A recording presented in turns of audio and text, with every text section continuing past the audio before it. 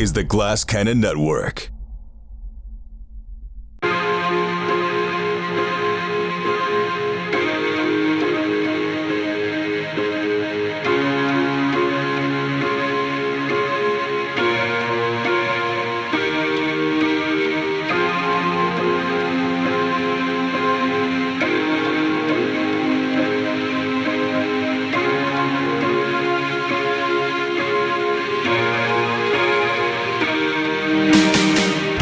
Good evening, everybody. Happy Friday. I think it's October 7th, the first time for Chaos in October. And next week might be the final episode. Who knows? I don't know. Last week I talked a big game. How was it going to be an episode to remember? And it was great, but we didn't get to 80% of what I had planned because we were in that hotel room for a long time. Then we got to the party and things got weird. So there's a good chance tonight we'll get to what I planned, but probably not. This could go 30, 40 episodes, season 1. Who knows? But we are in October. We've talked about horror movies before. Are you guys big Halloween fans? Like dress up, the whole 9 yards? Has it always been your thing? Are you trying to get back into it? We'll start with you, Ross. Do you have your costume already picked out for this year? I don't mean to be a spoil sport, but I'm not the biggest Halloweener. Okay. I'm Halloweeners, as I call them. Right. I appreciate it. I do love candy. I do love horror movies and spooks and frights. But I'm not the biggest, let me plan my costume 4 months in advance and show up to the party fully prosthetic up. I don't know why, but it's not my fave holiday. I do love like pumpkin pies and fall and stuff. Oh, sure. Yeah. They're not mutually exclusive. I think, because I was once like you, and I'm slowly getting back into it as I see my children get fired up about it. But I think it's because as actors, we're constantly wearing costumes and dressing up. So it's kind of like, we're supposed to do it for amateur hour as well? All right, I'll put on a little costume.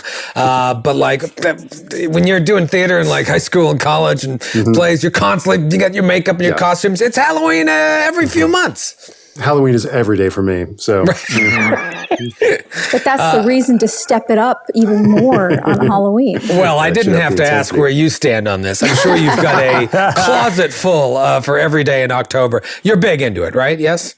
I love Halloween. Halloween was always my favorite holiday as a kid, which explains why the cosplaying into my adult years. But yeah, I always loved it. Last year I had 2 Halloween costumes. Wow. I already have my one picked out for at least one of them already ready to go for this year. Trying to think of if I'm going to do another one or not, but we'll see. Are you giving any hints as to what it is, or is it going to be a big surprise? Should I tell the Naish? Oh my God. Wait, we should guess. Okay, guess. A sexy Con Edison worker. No. All right, that was my guess. That's all I had. What is even that? Like light bulbs? Like what do I? It's like the electric company here, very specifically, only in Manhattan and Queens. What is it? Tell us. I'm for those Stranger Things fans, and this is between us. Oh, we won't tell. No one's watching. Naish, this is between us. I am going as Dead Chrissy. Dead Chrissy. Is that a season? Yeah. A late From season? Season 4. Yeah, that's the latest season. Because you gotta be current, and you gotta be. I'm gonna Google Dead Chrissy, and I'm afraid I'm gonna see. Yeah, don't look at.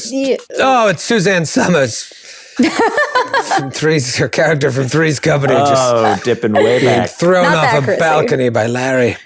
Wow, this is horrific. If you just Google Dead Chrissy, it immediately comes up, and it is horrifying. It's a horrifying image. Yeah, so that's what I'm going as. Oh wow, okay. I got the full costume. Is your other costume alive, Chrissy?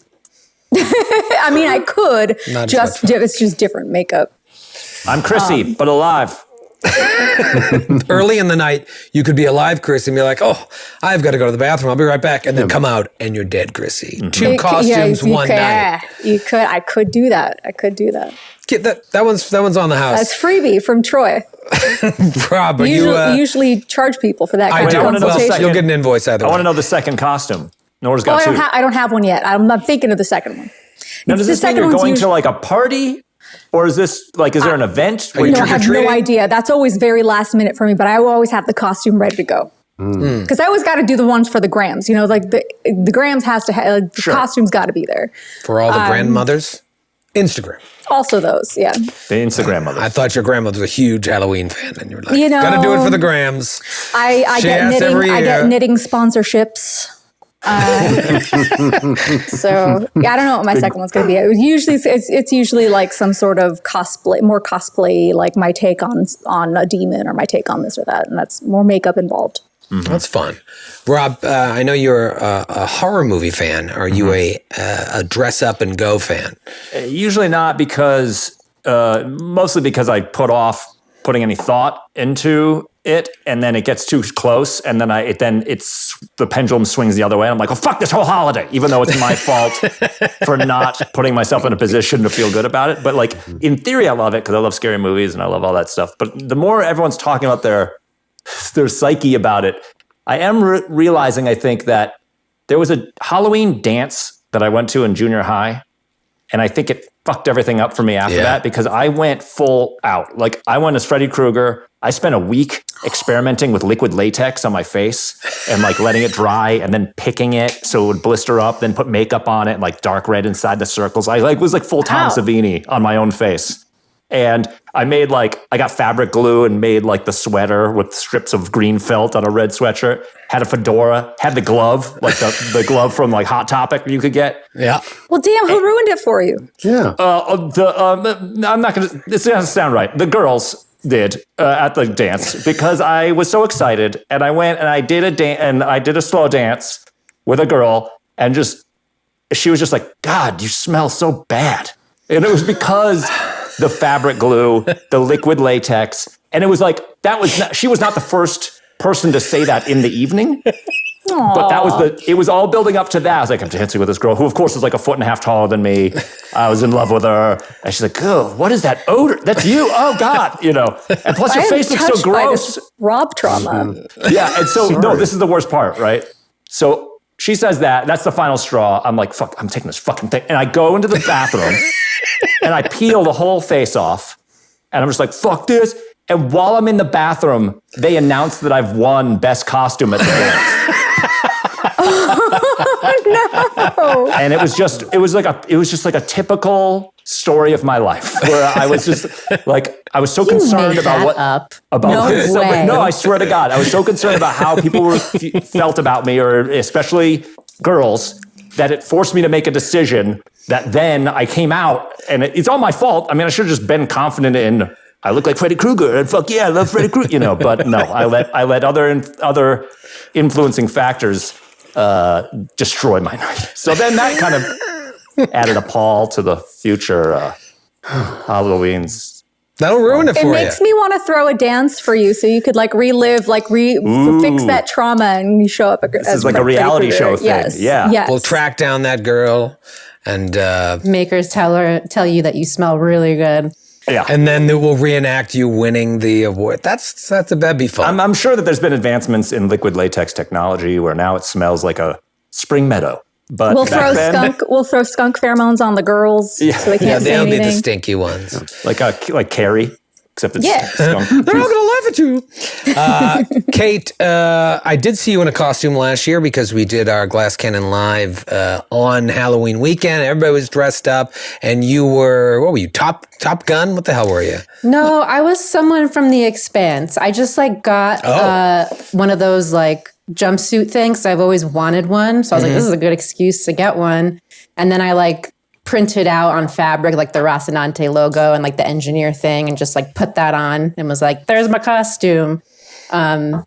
Yeah, like I like Halloween just fine, but I feel like you're not allowed to just like it regular. It's like everyone on the planet is just like, I've been planning for months and I've got 8 costumes, I'm going to 7 parties. And I'm like, I like the idea of that. Like when I see people doing it, and when I go out on Halloween, not super dressed up. I'm just like, I wish I put in more effort, but like I'm never gonna.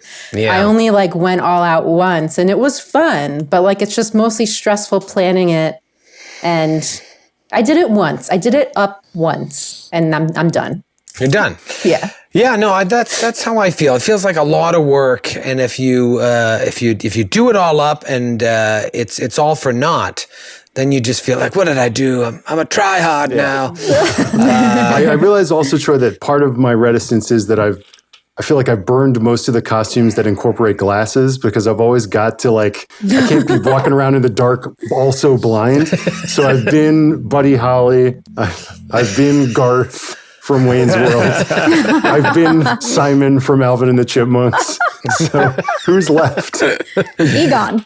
Yeah, Egon, a Sherman and Peabody. These are. It's also when you've committed to a facial hairstyle and you don't want to, lose it for one night. That also influences. Like when I had to have a beard for 7 straight years, it was it limits your choices. A lot of Richie Tenenbaums. Well, let's see. We by next week, if you don't have a costume, see if you've changed your mind. We have a show in Brooklyn on October 22nd. And I thought that was like far enough from Halloween that we didn't have to dress up. But then on stage in Boston, Skid is like, hey, you should all come. We're all going to dress up. And I'm like, I guess we're all dressing up. So now I got to buy a fucking costume. Wow. I think I've got an idea, but I want to tweak it a little bit. Damn it, Skid. Tell us. So we all got to dress up now. Are you going to give us a hint? It is, here's my hint. It is from a classic 80s cartoon. Awesome. I love this. Gummy bears. Done. My backup is sexy content. He's a street shark. Sexy gummy bear. Sexy gummy bear. It's John Candy from Camp Candy. Man, don't get me started on Saturday morning cartoons. It makes no sense that they're not on TV today. Rover Dangerfield. Let's talk about Time for Chaos because according to my watch that's on this hand, it's time for chaos. Quick little recap from last week. I emailed you guys today, so I'm pretty much just going to paraphrase that. It's Friday night. Uh-oh. It's actually Friday night in real life as well. Well, no, we're pre-recording this, but for you at home, the millions watching at home, it's Friday, unless you watch it on YouTube later. Whatever. The point is, in the story, it's Friday night, and you have traveled to Westchester, past Sing Sing Prison in the distance, where hopefully Hilton Adams is still alive, but maybe he's already had his day with old Sparky. But you travel to Westchester to go to the Carlyle Mansion. Vaughn and Fayrouz were kind of split up into twos. Vaughn and Fayrouz were looking for Erica Carlisle to speak with her because you have all this information you want to share with her about her dead brother. And you got a meeting with her, but you feel like that meeting is going to take too long. You met the lawyer, Bradley Gray, and he said, I'll see what I can do. You were able to sweet talk him. But time is of the essence. You need information. And so you're looking for her at this party. Everyone's dressed to the nines. Maybe some of you feel a little bit out of place, even though you either borrowed or stole or had Vaughn buy you nice clothing.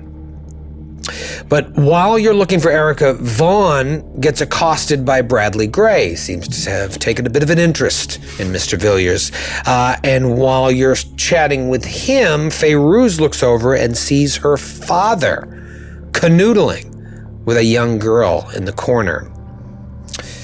She goes off to perhaps confront him. Meanwhile, Margot and Carter were looking for a room where possibly there would be a safe. You're looking for Roger Carlyle's safe.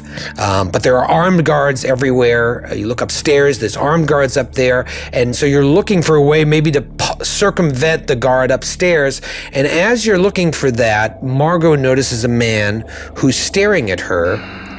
And she thinks it's the guy that was standing in the rain staring at her when she and Carter were at the deli speaking to Lieutenant Poole just the day before. This man that was just staring. She went outside in the rain to try and track him down, and he disappeared. Speaking of Lieutenant Poole, you didn't hear from him all day. He was kind of non-committal, kind of wrecked by the photographs you were showing him, but you explained to him that Millie Adams and who knows who else could be in great danger.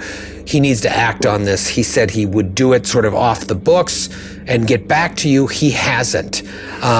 You called the precinct and you're getting the runaround from them a little bit. So depending on what goes down at the party, correct me if I'm wrong, it seems like your current plan is to extract as much information as you can from this charity gala to save Brooklyn orphans. And after the festivities tonight, head back to the city, rest, regroup. And if you don't hear back from Lieutenant Poole by tomorrow, you're looking to head to Juju House, either tomorrow during the day or at night, which is the Dark of the Moon, Saturday night. And you know that the Dark of the Moon has some sort of connection to all of this, according to what Hilton Adams said.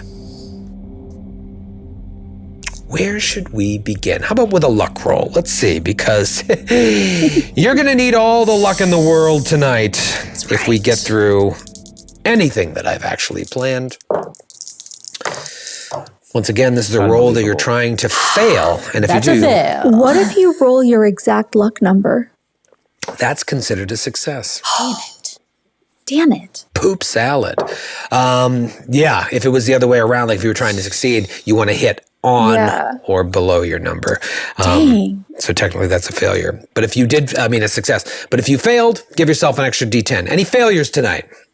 I failed. Any human failures? Just Kate.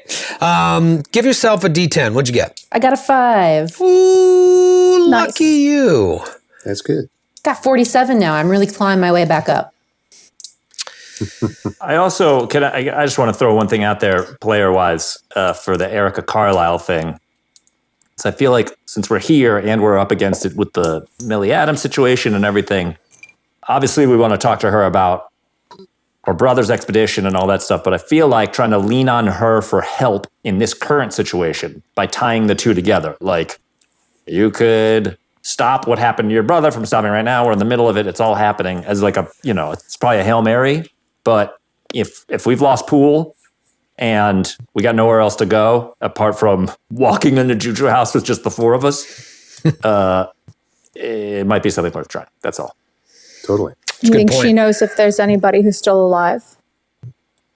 Well, that's part of the, we want to tell her that, but it was more like, make some calls. You're super rich. Get some police down there. That's not the 14th precinct or whoever. To be his Hail Mary. Yeah. To like help us. It's worth a or shot. with Hilton or whatever. Yeah. It's worth a shot.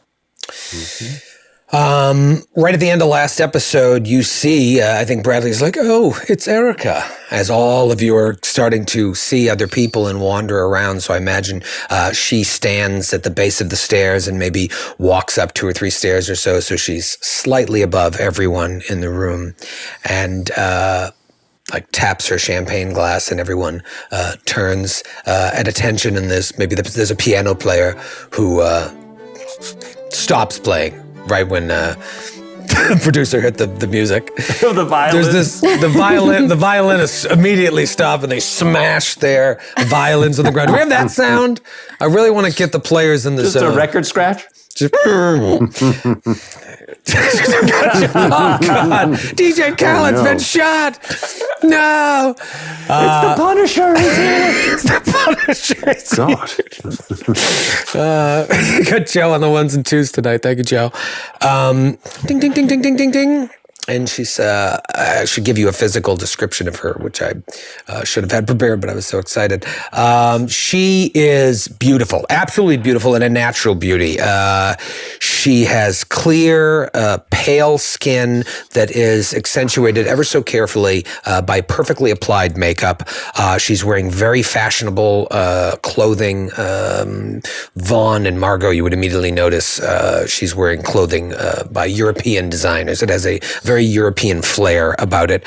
She has blonde hair that is just kind of styled into short, cropped curls. And she's got not a tiara, but sort of a diamond-encrusted headband on. She definitely catches the eye, and when she does this, everyone turns to look at her, and she says, "Welcome, everyone. Thank you so much for coming this evening. The money that we have raised tonight and will continue to raise over the coming weeks will go such a long way to helping these poor lost souls in the borough of Brooklyn. I cannot thank you enough. It is a cause that has always been near and dear to my heart. And to see this outpouring of not only money but affection and interest in this cause just truly warms my heart. So you're not here to listen to me talk. Anyways, just enjoy the party, drink up, not too much, and if you need anything, we have plenty of butlers here to help you in any way. To the orphans. And everyone raises a glass. To the orphans. Yeah. And she comes down the staircase, and she's just like kind of greeted by people who are smiling at her and looking. Vaughn, you're talking with Bradley, and Bradley's like, "So, Mr. Villiers, what were we talking about? I have to admit, I'm a bit in my cups, and I have lost my train of thought." And he puts his hand like right on your chest. It turns like, yes, I suppose it's quite easy to lose one's train of thought when confronted with the Miss Carlyle and all her glorious raiment. Yes, isn't she awe-inspiring? I could only hope to draw as much attention as she do when she walks into a room. Yes, not all of us are as gifted with social gravity. I don't suppose I couldn't persuade you to provide me with a personal introduction over the course of tonight's proceedings. Oh, I suppose, but I would be careful as to what you talk to her about. You know, we don't want to be rude. This is a gala to raise money. This isn't a time to, shall we say, pursue your own interest. But look at me. I'm not even heeding my own advice. Yes, Mr. Gray, well, I assure you I'll be the soul of discretion. I think we understand the importance of discretion, don't we? Oh, but of course. Actually, she's now Miss Carlyle. And she turns and she kind of looks at Bradley and she says, "Yes, Bradley, thank you for coming this evening. And who is your friend here?" Ah, excellent. And I will turn and and extend my hand. I've been looking forward to this introduction very much. Miss Carlyle. The name is Villiers, Vaughn Villiers. Charmed. She puts her hand out for you to kiss it, and she's like, "Villiers? Villiers? Now, where do I know that name? Oh, yes, Mr. Gray mentioned you and your associates were interested in speaking with me. Yes, now it's all coming back to me. This is all with regards to my dead brother, is it not?" Well, since you've been so bold as to bring it up, you've caught me out, Miss Carlyle. Yes, indeed, we did wish to speak to you about that matter, but not that matter only, but how it touches upon ongoing occurrences. Oh, yes. And she grabs another champagne from like a waiter coming by, and she's like, "Run along, Bradley. Let me speak with Mr. Villiers." And he's like, yes. Yes, of course, Miss Carlyle. And he scurries off, kind of gives a look towards the both of you. And she turns to you and she's like, "Bradley's a good lawyer and a close confidant for what it's worth. And for that, and that reason alone, is why I considered taking a meeting out of respect for him. But even he should have known better that I have no interest in discussing Roger.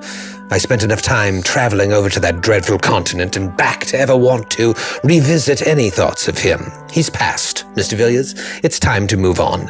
Though I must admit, your showing up here does have my attention. I do enjoy a person who is bold, and you appear to be bold. You also appear to be a man of means, so I can assume you are not crashing this party."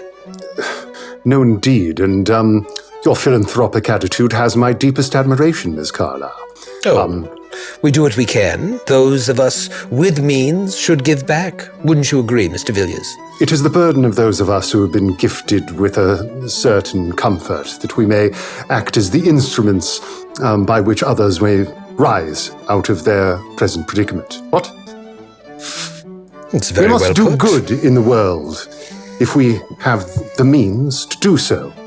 Yes, that is very well put. Rather poetic, I may say, Mr. Villiers. What is it that you do for work? I confess you've caught me out again. Work has never been so much my line. I suppose there are some that would, precisely label me as a dilettante. I confess that, I'm a jack of many trades, but a master of few. Although I did, after the war, I've done a great deal of traveling. I myself have been to the distant continent you referred to, as well as several others. Oh, is that so? Well, I can see just from this conversation why Mr. Gray took an interest in you.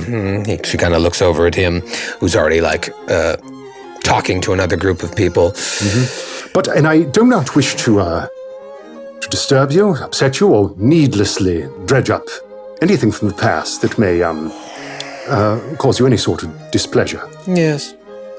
But a personal friend of mine has lately met with a fate not unlike your unfortunate late brothers. Is that so? Well, Yes. I am sorry to hear that. What happened, may I ask? I will attempt to be as tactful as possible. In point of fact, Miss Carlyle, not to disturb your delicate sensibilities, my close friend was brutally murdered. Oh. And under circumstances, and by individuals, not unlike those responsible for the murder of your brother. Mr. Villiers, that is a tragic thing that happened to your friend, but linking it to what may or may not have happened to my brother, you have to understand I'm quite skeptical right off the bat. That seems like quite a leap, and frankly, had I known that this is what the discussion was going to be centered around, not only would I have not taken the meeting, but I would have ended this conversation much earlier. So, perhaps you'd like to backtrack? Or are we done here? Miss Carlyle, but a moment ago, we were saying how people of our class are burdened with particular responsibilities. Yes. I believe that we have a responsibility to seek justice where we see it undone, and to hopefully get to the heart of truths that leave justice undone and others oppressed, and their misfortunes exacerbated. I believe that you and I share common enemies, those who have done us harm, and those who wish to do harm to those even more vulnerable than ourselves, who are not protected by the privileges that you and I have been so blessed to share. I would very much like to speak to you about this in greater detail. I understand that a social occasion such as this is maybe not the best venue for a parley of this sort, but I know that I'm speaking to someone who takes these matters seriously, and if you take them as seriously as I do, then I can only hope that we can have a serious conversation on these matters post haste. You have to understand, it gets to a certain point where I tire of talking about my brother, and that point passed long ago. So everyone wants to know about Roger. It's been that way since I was born. Truth be told, I detested my brother's whole way of life.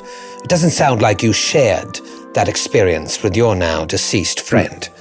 Roger and I were born into a great family. Look around you, as you can see. Yet he preferred to waste it away in excess. I suppose I blame our father. He ignored and neglected us both, but where I found ways to flourish with what little I had, Roger acted out. I'll be honest with you, Mr. Villiers. With the life he led, I believe he's better off dead. I doubt you share the same opinion about your friend. Of course, even the circumstances surrounding Roger's death were too bizarre to be decent. I'm not sure how much you know about us, but when our parents passed in an automobile crash, Roger took over the family business after receiving what they call a gentleman's resignation from Harvard, Yale, Princeton, Miskatonic, Cornell, and USC. We all assumed he would just fail at running the family business as well, run it straight into the ground. But he shocked us when he proved quite capable at first. Of course, didn't take long before his old habits kicked in and his debaucheries were the talk of every paper in town.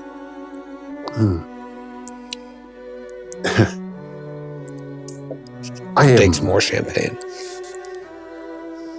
I am not here to, again, call to mind the particular proclivities of your brother. He may be in a better place, perhaps. But I, for one, believe that the line between this world and the next is gossamer thin.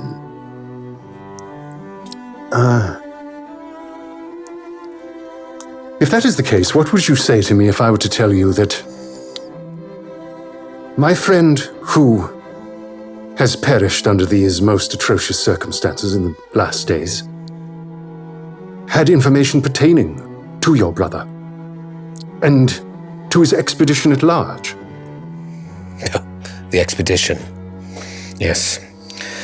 I've heard about that ad nauseum, Mr. Villiers. And seen it, I dare say, I believe. Oh, yes, I went out to make sure that everything was as they said it was, and it appeared to be so. That whole thing has plagued me from the minute he left. I knew from the beginning that expedition was much more than one of Roger's foolish whims. I believe that some secret fascinated and worried Roger. If you ask me, and she whispers under her breath, she's like, I think it was that Negro woman, Bonet, that caused Roger's obsession with going to Africa. You can see Vaughn freeze somewhat. I see. And you have a psychology? You have any points in psychology? I do. Yeah, give me a psychology roll.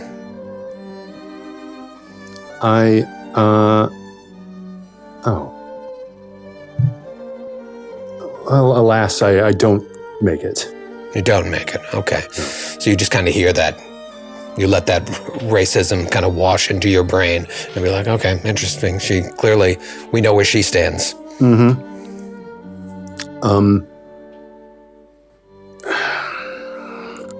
So I'm like pivoting here and like how to... I understand that you find this situation most unfortunate. I still believe that my friend was perhaps a victim of similar murderers. And my friend was of the opinion that not everybody perished on that expedition. In particular, Mr. Jack Brady was seen alive afterwards. Jack Brady. Jack Brady was always very loyal to Roger. He was someone that Roger could always trust. Do you know that it was in California that Carlisle's, Roger's lawyers saved Brady from certain conviction for murder? This occurred while Roger was spending a semester at USC. He was already thrown out of every other college. Brady. And you say he's alive? I say he was been seen, yes. Well, that's not the information that I have, Mr. Villiers, so... And perhaps you've been told some cruel joke. Perhaps.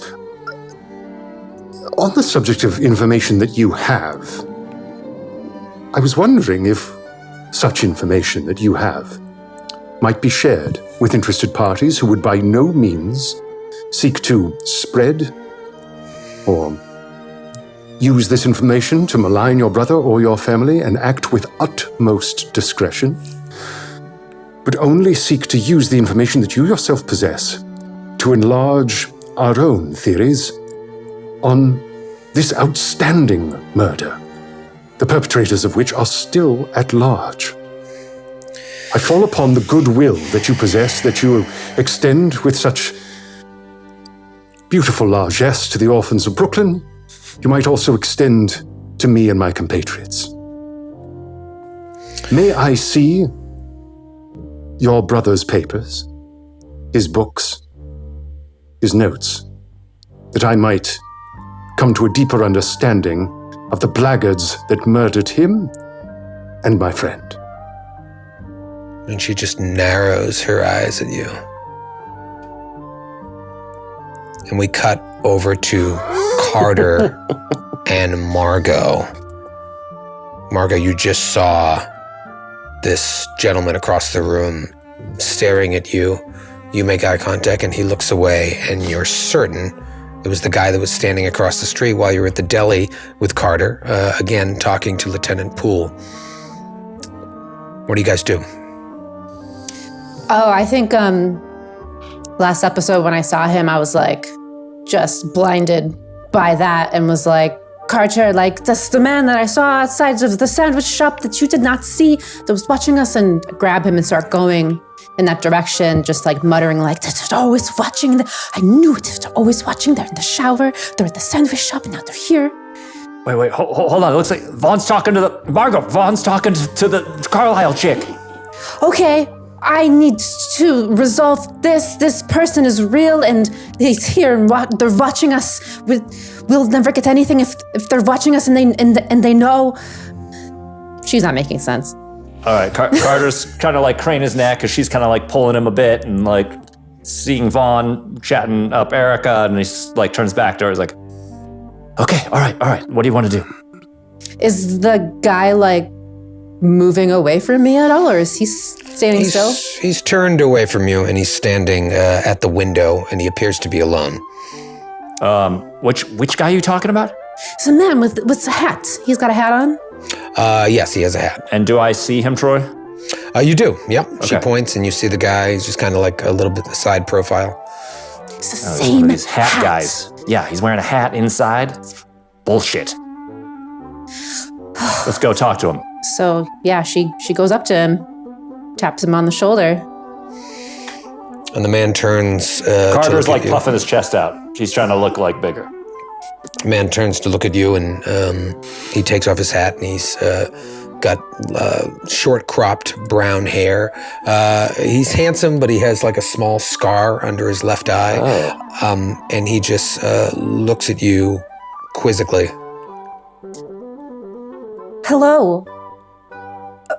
Hello. She's just realizing she didn't know what she wanted to say. She just assumed he would run away. And he says, hello? We have never met before, but I think we've crossed paths. Do you recognize us at all? I feel like I recognize you. No, I'm sorry. You must be thinking of someone else. You probably just caught me staring at you. It's rather embarrassing. I was just rather captivated by your beauty and your fashion-forward style. I do apologize. I didn't mean any offense by looking in your direction, but I don't think I've ever had the pleasure of meeting you.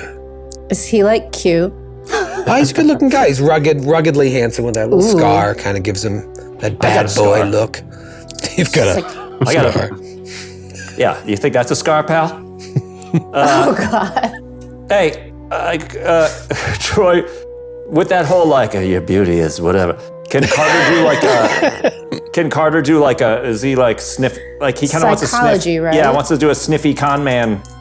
Like, is this guy putting on? He wants to put on his condar. His condar? Yeah, give I me would a... also like to roll psychology if I can. Both of you give me a psychology roll. Okay. Damn it. You know what? Well, what did you get? 74 over 50. All right, I got a 64 over 50, but I'm going to spend 14 luck to make it a success. What? Sure. So, you don't ever remember talking to this man before, but you are certain, now that you see him, that it was the man staring at you across the street. So, either he's quite good at lying, or something else is going on here. Quite good at lying, or something else is going on here. So, I feel like I want to mention, like, I'm certain that I saw you just yesterday. Where were you yesterday? Where was I yesterday? Like around lunchtime. Where did you have lunch? I wasn't even in New York. I'm so sorry. You must have mistaken me for someone else. I actually just arrived in New York a few hours ago to attend this benefit. Okay. I'm sorry. Do I detect a German accent? You know what? We don't know him. He doesn't know us. We don't need to keep this. Let's get out of here. We don't. It was nice meeting you, sir. I'm not from here either. Oh, how lovely. Well, I speak a little German. I never get a chance to use it. Does your friend speak German as well? Huh? She looks Me? at you. No, I don't. That's a personal choice. And so he just starts speaking in German, and he's smiling the whole time. But very quickly, you realize that his jovial tone does not match the words that he says to you, because he says to you in German, he says, the Order is watching you right now as we speak. You have done very well thus far, and it seems like he's searching for the words in German to make it look like he's struggling his way. One must always have a healthy thirst for knowledge, even while attending charity galas. And he just kind of looks past you all the way to the other side of the room. And if you follow his eyes, you see a waiter coming out of a library, and he has a plate full of champagne flutes. In this library in the southwest corner of the room, and guests are filing in and out. And he's like, I'm sorry, my accent probably isn't as good as yours as a native speaker. Anyhow, I do apologize. I didn't mean to stare, and I hope you find the person you were looking for, but it wasn't me. Enjoy the party. Blibbity blah blah blah. I don't want to sit here during all these sweet nothings. Come on. I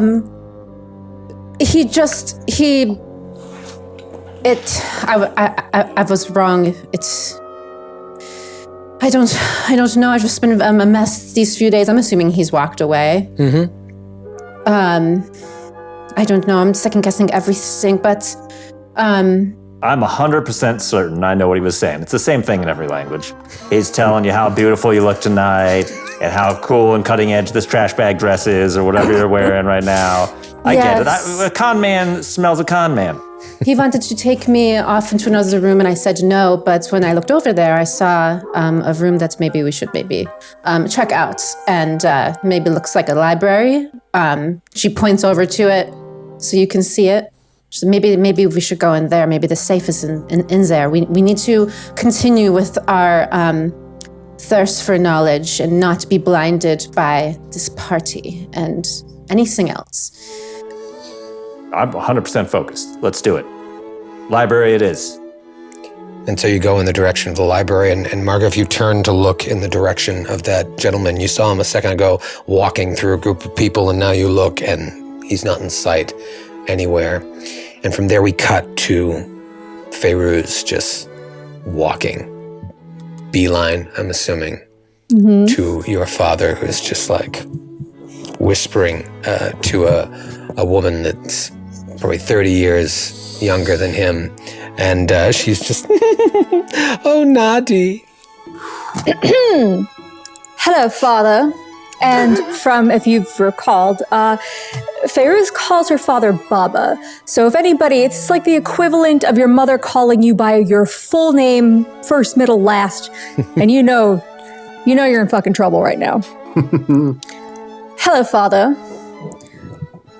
And I imagine you're talking to him maybe from behind or the side, and you see his whole body stiffen when he hears your voice and hears you speak in that way.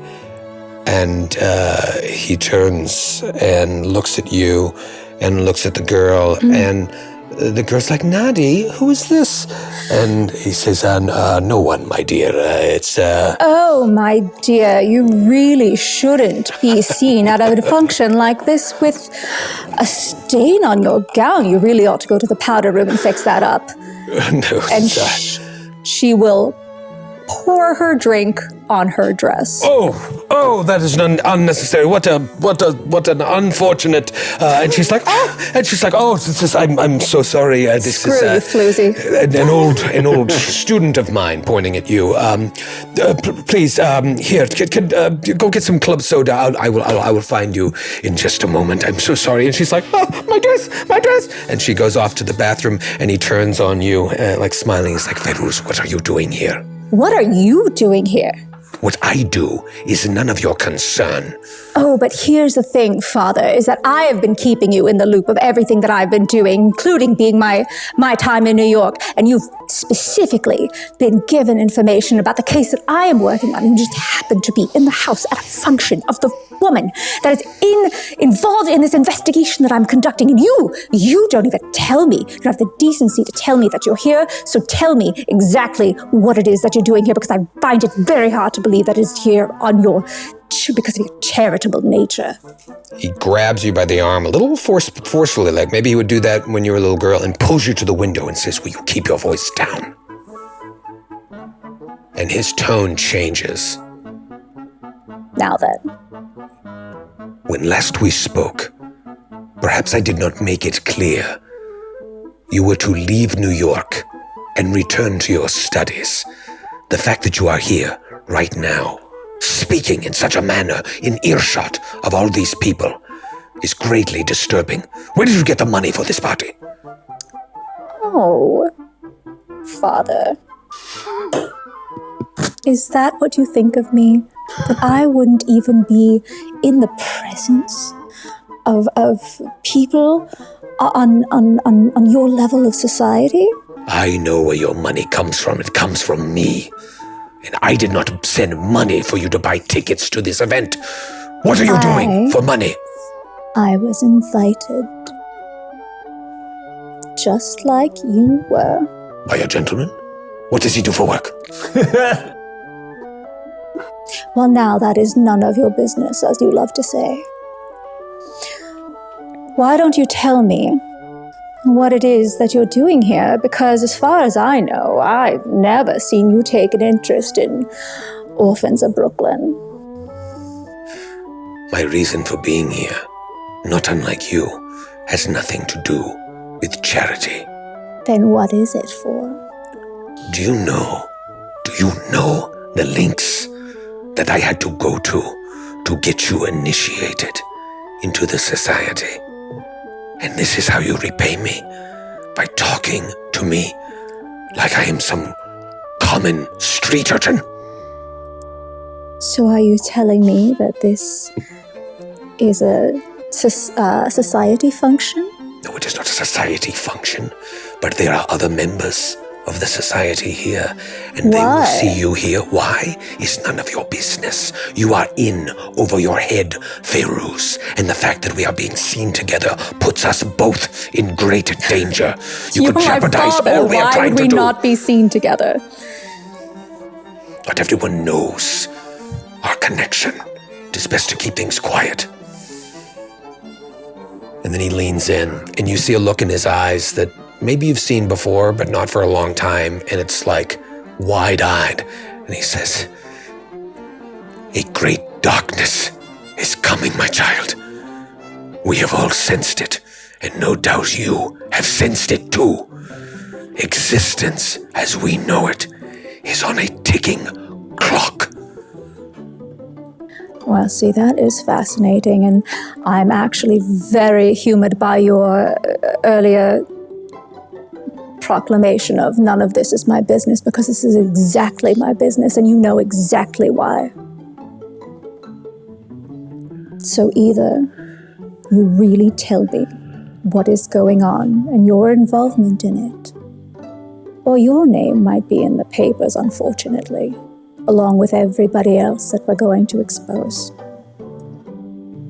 There was a time when I saw something in you, and that is why you were brought to know things that most people would kill to know.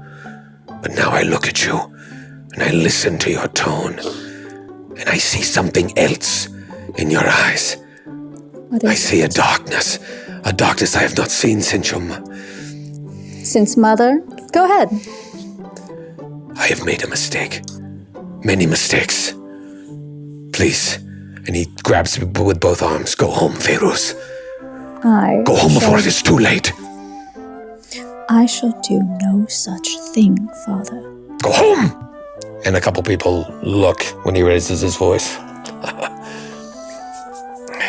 Anyways, it was lovely meeting you. And I must go attend to my friend and her dress. I'm sorry. Home! Yes, I'm sure coughing. you'll be tending to her dress quite frequently. Yes, well, I hope to see you again, my child. Oh, you will. Because no matter what you say about all the favors you've done of inducting me into this order, you and I both know that you need me. Enjoy your evening. Perhaps you are right. Enjoy yours as well. And he turns and he sees the girl come out of the bathroom. Oh, your dress. Let me take it off. You cad. Cad. And from there we cut back to Vaughn and Erica Carlisle. You just asked her pretty boldly Point to blank, see his notes. Clock is ticking, baby. And she just shakes her head and she's like, I'm sure you understand that rehashing these things is difficult for me. Indeed. I know how difficult it is to ruminate on past tragedies. The mind works in mysterious ways, and sometimes they come rushing back, uninvited. I certainly do not wish to shake loose emotions that have been kept at bay for a great deal of time. It is only because tragedies proceed apace, and I feel as though our two tragedies are connected, that I press on you in this way. And she's like holding back emotion a little bit, but you can also see she's maybe had a little too much to drink. She's not like super in her cups, but that's making her a little more emotional. I mean, I feel like may I roll something to see if this persuasion or Yeah, I was just going to call for something. It's not quite fast talk, so I would let you do fast talk if you wanted to, but this seems more like a persuade. Yeah, or a persuade or a charm, maybe? Yeah, I could get you're very charming. You, Vaughn, not you, Ross. Yeah. Yeah, try whichever one you want. I'm going to go checking both tactics. I'm going to go charm, since that seems to be what I'm leaning on here. Okay, let's go for it. Yes, sir. All right. That is... I'm going to spend 5 points of luck to make that a hard success. Okay. Sometimes the role play is so good I don't even need rolls, but a hard success on charm. But let's just say, okay, so if that is a success, then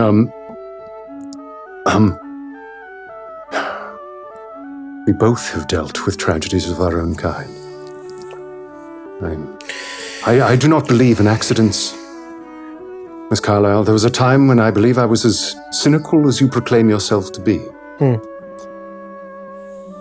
But I have seen and learned things since to know that there is providence at work in the world. Yes, but Mr. And providence has brought us together. I'd like to believe that my tragedy started long before Roger passed.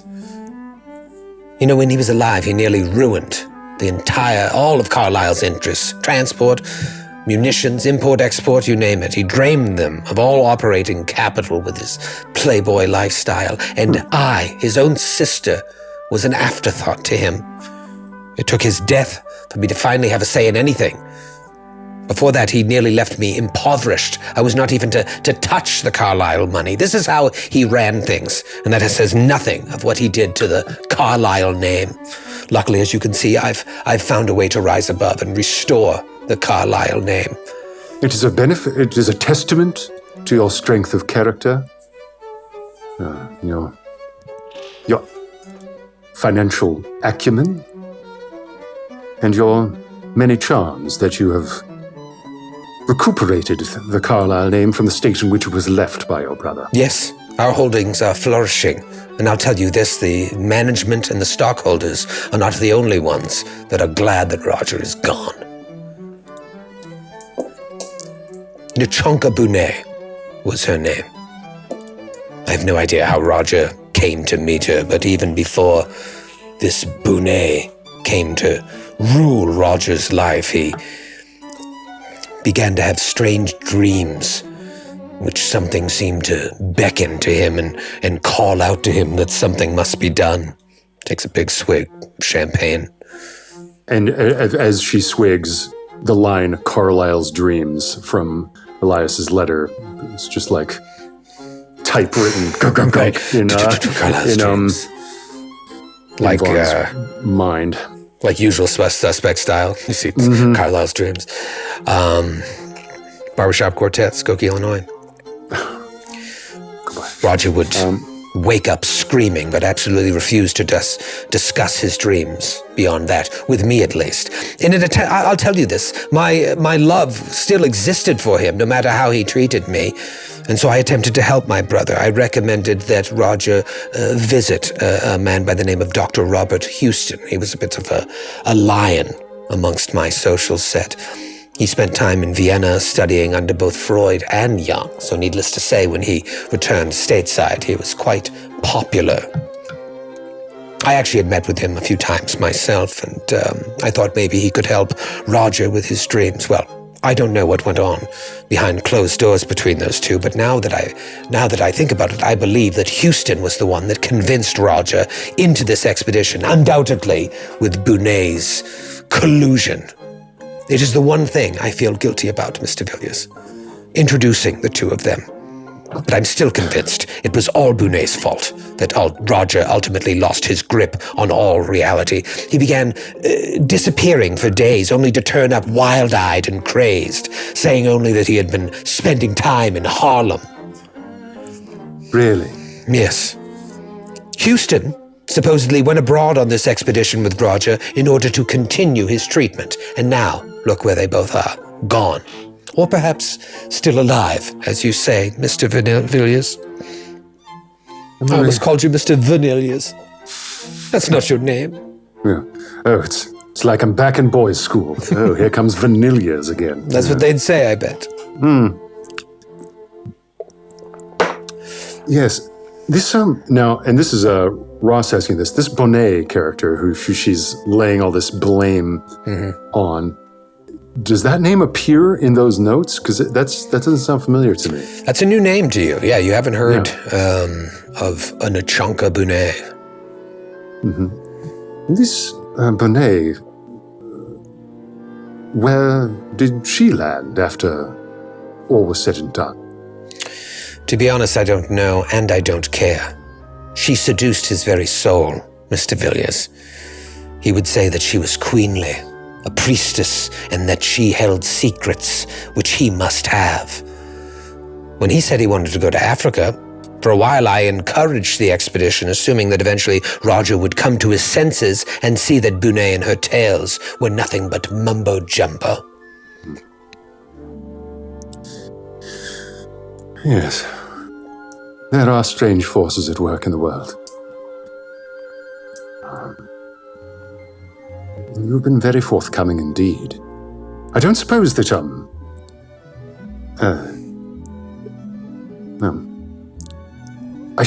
don't suppose that it would be possible to look over your brother's effects, if only to grasp more clearly and get our hands around. Who did this? There is baleful business in Harlem once again. And if we might have access to whatever books were in your brother's safe, perhaps we might be able to draw a clearer picture.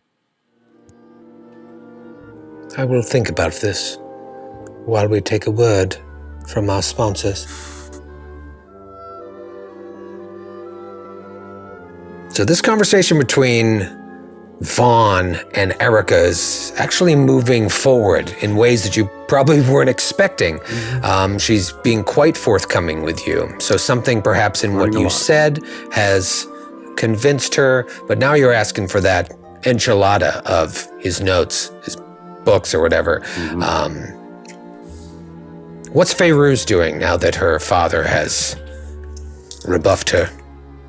Well, Fairuz, being given knowledge that there are eyes on them tonight, wants to do a little study of the room, but she does want to make her way back to find either Vaughn or Margot and Carter. That's I'd their merge celebrity them couple together. name. Yes. That's our ship. Cargo. Cargo and Margot. Cargo. It's a cargo ship. Yes. Cargo ship. Cargo ship. That's We an demand official the art. hashtag now. We demand the art. Cargo ship. Whoever I run into first, but I do want to do like a quick little of the room. surveillance, little scan, little spot hidden. Yeah, give me a little spot hidden. Let's roll some dice. Yeah. Let's get some dice rolling. I rolled a 20 under 80.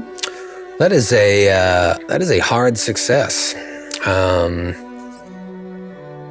So you look around the room, and now that you've got your father's voice in your head, you just get this feeling like everyone is watching you. There was also a bit of a blow up there that was weird. There was a spilled drink. A lot just happened. But now it appears everywhere you look, you're making eye contact with someone who looks away, and you look at someone else like, is everyone here from the society? We haven't even really talked about this. Yeah, I have no idea what the We fuck you guys have are not. talking about. You know, right now that chat's like, what is this? Yeah, I wonder if click, it's just like click, that. click, click, click, click, click, click, click. This came out in character creation, that there was, it never really saw light until recently, and now the words are starting to be said, the order, the society. How are these things connected, if at all? So you look around and you do feel like everyone is watching you, but you're smart. You know how to like cool your emotions and be like, okay, you know you're being watched. It's hard to tell by who. You do see Vaughn and Erica like engaged in a very emotional conversation, it appears. And you see Margot and Carter weaving their way towards like the southwest corner of the mansion with all haste. But nothing else jumps out at you. I don't want to blow up their spot if they're trying to inconspicuously go to the part of the house by like running over there to them. I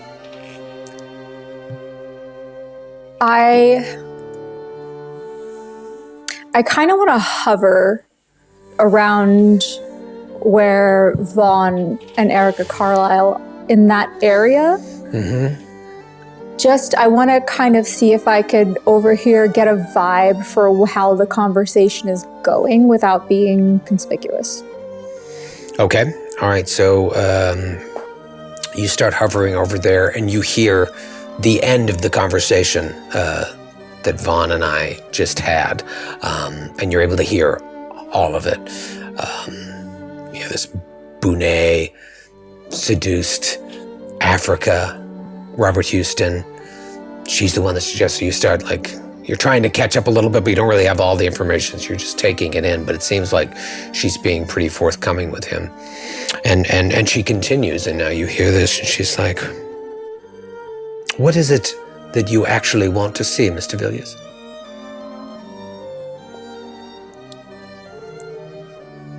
I wish to see your brother's books, madam. The description of what it was that drove him to undertake this treacherous expedition across the sea into Africa. I have a feeling that what he encountered there, the forces that conspired against him, slew him and his compatriots, and that perhaps, and you must follow me here, Miss Carlyle, the forces that brought them back may be the ones currently still at work within the city of New York. The murders are ongoing, disappearances are ongoing. There are dark forces at work and walking abroad on the streets of this city by night. And under the dark of the moon, they shall strike again to do their dark work. We need to be armed with all the information that is relevant to our cause. And I believe that your brother was moving in these same waters. Any information that we can find shall prove useful to bringing these blackguards to justice. Toward the end of his time here at the estate, Mr. Villiers, Roger was constantly reading books. Old books. Yes. I happened to glance at one time. He was unaware. But what I read, Mr. Villiers, frightened me. There were things in there that I'd rather not think about, but they seemed to substantiate Roger's crazy actions. Hearing you talk, I worry that books such as these may send you quite over the edge. You're not alone in wanting them, though. Shortly after he passed, there was a break-in here at the estate, and the only room that was turned upside down was the library, where the safe is, where he kept those books. May I ask a rather indelicate question, Miss Carlyle? It wouldn't be the first you've asked this evening, Mr. Villiers. Yes, I know I've probed quite over the borders of delicacy already, and so forgive me for launching myself quite over the threshold. Was there a peculiar aroma left in your library after this act of break-in and vandalism? Thankfully, no. At least not one that I remember. It was more of an inconvenience. Quite. But I see now that perhaps those books were important to this entire endeavor. You know, this security you see all around here is not here by accident. Even though I consider the matter closed, or at least I did until before we spoke tonight, there are secrets here that I know people want. But something about what you're saying makes me perhaps trust you. Well, are you a fan of Edgar Allan Poe, Mr. Villiers? I know him. Baltimorean, yes? Yes. Yes. As a youth, I confess, like many young boys, I had a taste for the macabre. Yes, I've read my Poe, my Raven, my Annabel Lee, my Gordon Pym, etc. Did you ever read any of his letters that he would write? I'm afraid my interest in Poe did not extend so far as into his epistolary canon, no. Well, he was just as poetic in his letters as he was in his most famed works. And there was a quote I read that I always think about when I think of Roger. He was writing a letter to a friend of his about his wife's long battle with illness that led to her death. And he said, thinking about this whole experience, that I became insane with long intervals of horrible sanity. I think of that often when I think of Roger. I don't like to think of my brother or avoid thinking of my brother, not only because of the way he treated me, but because of the way his memory still haunts me. If there is a way this sickness can be eradicated, Mr. Villiers, I would be most grateful. Follow me. And Ever your servant. she takes you in the direction that Margot and Carter are heading. And Feyruz, you I'm following. watch this all. And Margot and Carter, give me a spot hidden here. There's not like Right. to see if you see this happening. Yeah, I got a 48 under 62. Ooh, I got a 22 under 25. All right, so you're both walking over there, and you turn and you see that, like, you're about to be intercepted by Vaughn and Erica walking in the direction of the library. What do you do? Well, Carter's mid-conversation. He's like, I'm just saying, like, you know, like a scar on a face. Like, anybody can have a scar on a face. So I just don't know. Anyway, I don't know why I'm even talking about that. Oh, shit. Oh, Look what it- look. Should we stop? He's going to the library with her. It looks like. Here they come. Here they come. Oh yes, lovely Brooklyn orphans. Oh, the orphans. They're so homeless. Love helping. I love helping homeless kids. He's trying to, like... And we watch Okay. them go by, but we're party goers. I don't think we should interrupt them. Yeah. And she smiles. Thank you for coming. Of course. No orphans. Cheers. And they look at Vaughn like, Yes. Yeah, we're giving Vaughn, like... Right, and Vaughn will kind of turn, and as he passes, like, You're ever so kind to have all sorts at your parties. Interesting sartorial choices. The hell? Quite outre. Little wink as he passes by. What'd you say, you British fuck? she jabs you. Ow, ow. Okay, oh yeah. I don't know that guy at all. One shouldn't judge a book by their cover, Mr. Villiers. How droll. Come with me.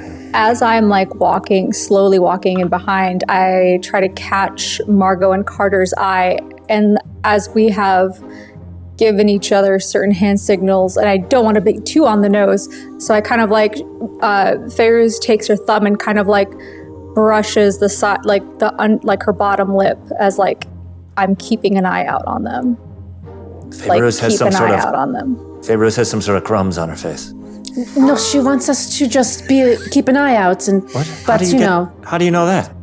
it's body language, Carter. She's swearing her... What is party language? I have to speak with you Americans all the time. I don't understand what you're saying. I have to read your body language, and I Some just sort of cracker on feel her like all face. humans do that. I'm just like, we talked about this Okay. beforehand. Oh, hey.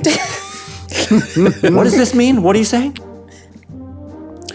Focus. Keep an eye out. Can we not? Are there guards in front of the library, or is it just like party goers are kind of milling in there too? Funny you should ask, because as Erica walks up to the library, again, there's people coming in and out.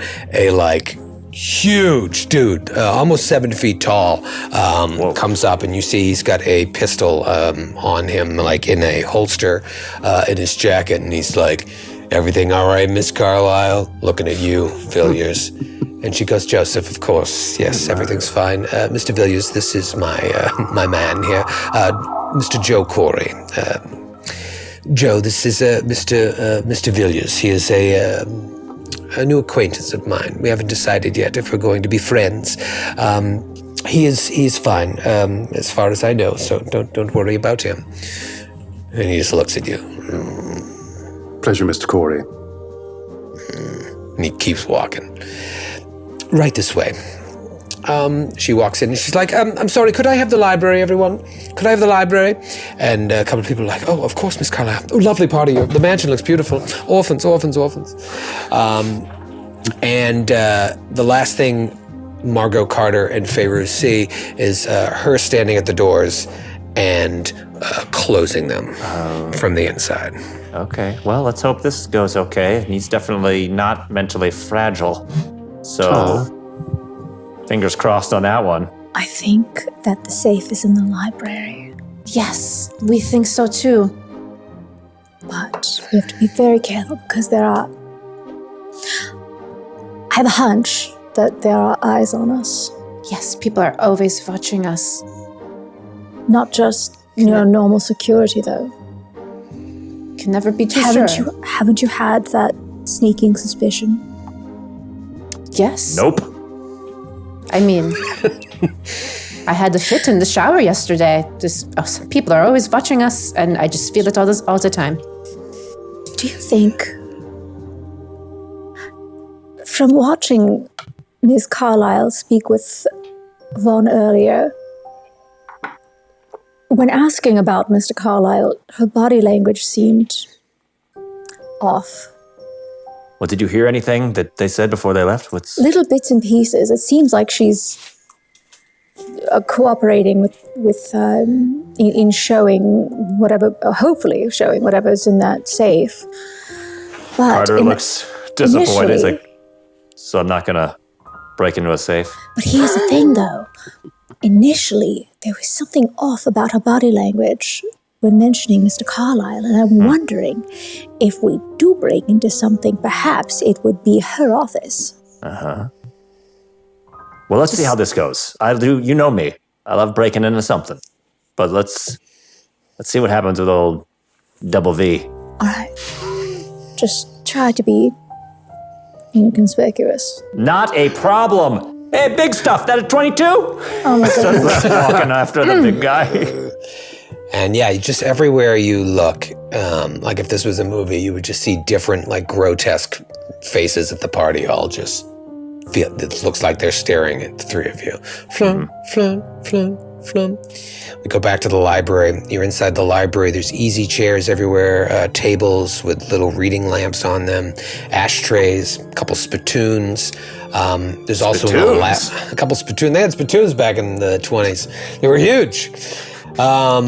There's an elaborate high Victorian iron fireplace, a magnificent teak and slate billiards table, and then, of course, several thousand volumes of books protected behind glass cases along the walls. So it's not something you could just reach in and grab. If you're glancing very quickly, you see Dickens and Radcliffe, Parkman, Ralph Waldo Emerson. It's got everything. Looks like mainly literature, but then there's another section that seems to be of stranger, maybe perhaps more esoteric topics. And she says to you that, yes, so this is the room where we had a break-in shortly after Robert's death. We've cleaned it up. Luckily, they didn't break any of the glass. It's unlocked. Anyone could just take books, but they didn't find what they were looking for. Unknown to Roger, I found out the combination to his safe.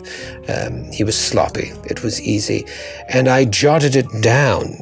I have not looked in the safe except after the break-in. So it's been a little while. As I said, the books were quite disturbing. It was not something I wanted to drudge up. But I did write down the combination, and I jotted it down on the flyleaf of one of Poe's collected works. Oddly enough, I know that's in here somewhere. It should be. So if you could help me find that, that would give you the combination to the safe. Time to roll some libraries. Just a point-and-click adventure. Here we go. All right. Just can't find that book. Let's see if I can be of any assistance, if my keen eyes can see through your organization system here. Skyrim quest comes up. Find the book. Oh dear, oh dear. All right. And you do have someone with library skills that's outside that door. Yeah, that's true. That is true. So I failed that. So that's actually maybe a decent idea. Decent, not damning with faint praise. That's a good idea. I have a con man friend outside. Yeah. No. Yeah. If you've mislaid a volume, My guest for this evening just so happens to be an academic of the most astounding prowess. Might I invite her to join us here in the library to search for the volume? A guest? You say? I wasn't aware that you were with someone. Is she on the level? Does she understand everything that you've told me? She has been with me on my recent travels, and I dare say she has proved herself more effective in almost every capacity than I myself can claim to be. Yes, that would be fine. And to be quite honest, I need to be getting back to the party. I've told Mr. Corey that you yes, of course. Fine. But if you'll leave us the room, we'll of course. Yes, the safe. Not take up too much of your time. It just contains these books. We've installed a much more secure safe upstairs in the offices. There's nothing in here except those books. Of course. And let me show you where it is. And she brings you over to it just looks like more books on the wall. But she's lifts it, and it's just they're fake, 4 fake books. They lift off the side, and it's just a panel there with a button. She presses the button opens, and there's a safe behind it. She's like, if you are able to locate the combination, you are more than welcome. It is not something I wish to dive into. Mr. Villiers, it has been a pleasure. I do hope we get a chance to speak again. I'm giving you the opportunity to take this information because, perhaps fool that I am, I trust you. But I like your feistiness, and I like the chance to put this entire thing to bed. If anything about what you said is true, have at it, Mr. Villiers. My gratitude is beyond words to express. Thank you, Miss Carlyle. Click. I shall prove myself worthy. And I step out and gesture for the estimable Fayrouz Gibran. She's the one who's having the attack of hay fever there. Did you hear that woman sneeze in public? All that, books and such. Dusty quite old dusty in there. When they Excuse open me. the door, Carter turns. It's like peas and carrots, peas and carrots, peas and carrots, peas and carrots to Margot. Chugs the rest of that champagne, just throws it wherever there's a place to, and goes right in. You go right in. I mean, Erica perhaps comes out. Everyone can. Can we go in there? Yeah, Sure. seems that way.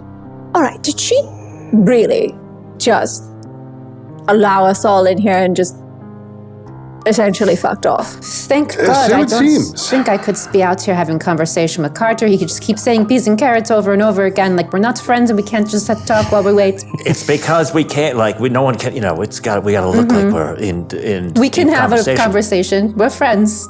All Okay, right. we can have a conversation. We'll have a It's conversation. too late now. Let's go investigate. Okay, well, I'll start making a list of things I want to talk about, and then Okay. we'll talk about them later.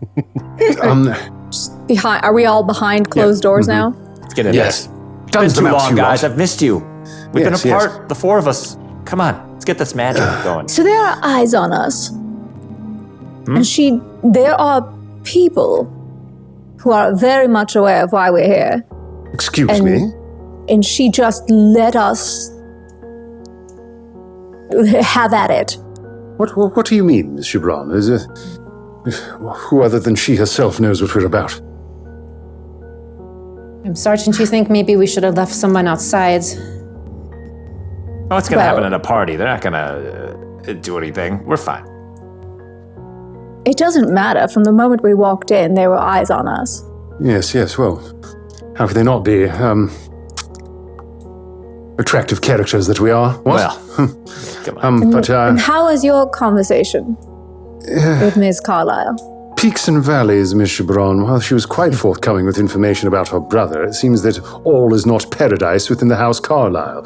And quite a bit of Saw that in her body language. yes, not a great deal of respect about her brother, who she described as the most loathsome bounder to ever cad his way about the That's a state. bit much. Yes. Well, what else is new with rich people? They're all heartless. No offense, Vaughn, but come on. I mean, they don't know true love. You shall find no disagreement from me. Yes, I must say I've had experiences that shook me out of my cage somewhat. Miss Carlyle seems still quite attached to the prejudices of her class, but she did say that her brother did fall what she proclaimed as the bewitchment of a certain Miss Bonet, who operated out of Harlem, who claimed to be some sort of high priestess. Harlem. All right, well. Priestess? Yes, I don't know whether to... Might this have to do with Africa's dark sects? It may well. I don't know whether to chalk this up to the damnable prejudice of a close-minded society matron, or if there's something more to it, and there is something malevolent about Miss Bonet, for apparently not long after their association, Mr. Carlyle began to have dreams of the sort referenced by Mr. Elias in his letter. He was drawn to Africa, you see, by these visions. Huh. And here he looks at Margot. It's like, yes, dreams, what? Yes, we know the score. Yes. Let's maybe Okay, let's talk about this safe that I gotta crack. Where is it? Yes, of course. Before I get... the combination lies, as it were, walled up behind the pages of some book, like a man in the cask of Amontillado. So all you have to do is find the volume of Edgar Allan Poe, and there, slap bang on the inside flyleaf, you shall find the combination to that. Oh, I got the combination. All right. All right. Well, that shouldn't be too difficult. And as Fairuz is kind of slowly scanning around the room, and I'm sure about to roll something, Fairuz will say that there is something that's very suspicious that I haven't told you about yet. And that is that my father is here. Shaboom, the door opens up. Oh, is this the famed Carlisle Library? I've always wanted. Oh, I'm sorry, was I interrupting something? Occupado. Smoking pole, get out of here. Well, I just wanted to see the famed Carlisle Library. Just a couple seconds more. We haven't read everything yet. It's pretty large in here. I'm not asking to play billiards. Shoos him out. She goes up to him. Shuts the door. All right, we're running out of time here. A lot of people. I'll stand by the door. Hold it closed. He's got eyes on us. There's some reason why I don't know either, and he won't tell me. And here's the thing, is that I've told him, I've written letters to him about all of our expeditions, the reason why I'm in New York. He knows why I'm here, and he didn't tell me that he was going to be here tonight. And then had the audacity to tell me that we were in some kind of danger, as I didn't know already, and then wouldn't elaborate. Okay, well, let's unpack that in a little bit. I feel like we should use your library magic. Find this thing. Let's find the combinations. Margot looks like she's doing long division in her head, trying to connect the dots, because I don't think that she knows you're in the order too right now. So she's like, your dad said the same thing this guy said to me, like sounding, and yeah. I've given a cursory search of this damned library, and I can't find any sort of logic to its a library, so I'm assuming. Yeah, all these books are making me real uncomfortable. So you can do a spot hidden for the book or a library use to see if there's some sort of order to things here, where the collected poems may be. What would be more useful to?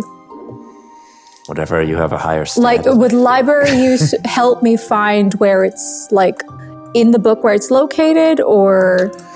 Library use is going to probably help you get an easier spot hidden roll. Mechanically speaking, like you could do a harder spot hidden roll, or a successful library use would lower the difficulty of the spot hidden. Because library use should be like, all right, it's got to be over here somewhere. All right, well, let's start with a spot. Let's start with the library use then. And because there are thousands of books here. And I rolled an 18 under 50 for library use. Yeah. All right, so you're looking at the setup here, and you do see those leather-bound books of writers, of fiction writers, taking up a large section of it. But then you notice that there are other sections that contain books on like the occult, and books with like magic in the title, and whatnot. And then there's a large case filled with old reference works in both English and French. But then you come over to an area with like mainly American poets, but everything is out of order. No doubt from when the library was turned upside down. So now give me a spot hidden, and you can all roll that when Frey Rose is like, it's got to be here somewhere. Okay. I rolled a 33. Very apropos for an occult library. Or if you were looking for Larry Bird's autobiography. Mm-hmm. All right. 33 would come in handy. All right, anybody else succeed on their spot hidden? Yes, I and that was rolled a under 33 under 80, by the way. Sorry. Hard success. I rolled under my 75. I rolled a 69. 69. Okay, regular success. Well, it is like finding a needle in a. Sorry, all of us. I kept it. I kept it together, and then I looked at Noura, and then she started it. I don't understand. All of us internally went nice. Nice. Nice. I was going to say, it's like finding a needle in a haystack. So the library use really did help for you able to nail that hard success with a side order of 69. And you find several of Poe's collected works. If you start, you see written on the flyleaf of one, a combination. It appears a series of numbers. Troy, I have to ask you. Of course, in a library in a palatial estate like this, the Carlisle family would have an ex libris stamp, a personalized legend or a stamp or a thing that they'd gunk on the inner flyleaf of every book, just to make sure you knew where it was from. What does their ex libris design look like? Yes, It Troy. looks like a lion. Just like, when there's like the two griffins, so it's like a lion and a unicorn, and they're kissing. And then there's an ornate Gothic C in the middle. Erotic. Ooh, yeah. That stands for Carlisle, you would assume, but there's no way of knowing. So you've got the combination. It's like left 15, right 2. I believe this is it. Troy, what particularly where in the unabridged work of Edgar Allan Poe would this have been written on? I'm so curious. Right on the flyleaf of just a collection of his poems. Yeah, right on the inside. Okay. Cover, written in Erica's handwriting. It's very nice handwriting. Walk over to that section of the library. Vaughn knows where it is now. Lifts a fake section of books, presses a button, boom, there's the safe. Open sesame and all that. Who enters the combination?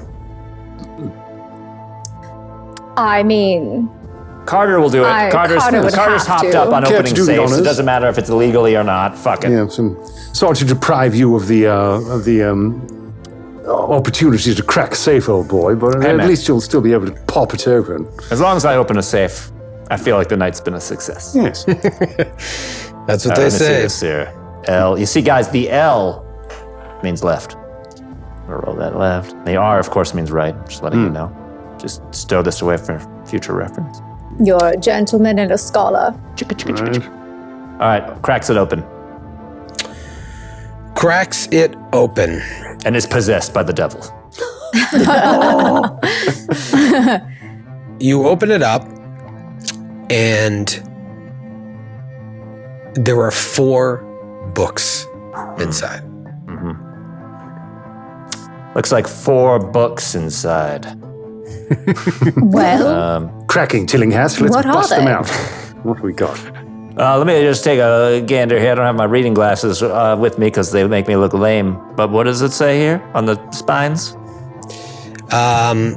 They don't have titles like that. In fact, the first one you pull out, thankfully looks to be in English, but it appears to be a series of manuscripts that are held together in an embossed red leather binding. You're looking for a title on the back or on the front, nothing. You open it up. I want to be clear. No. Hold on, sir.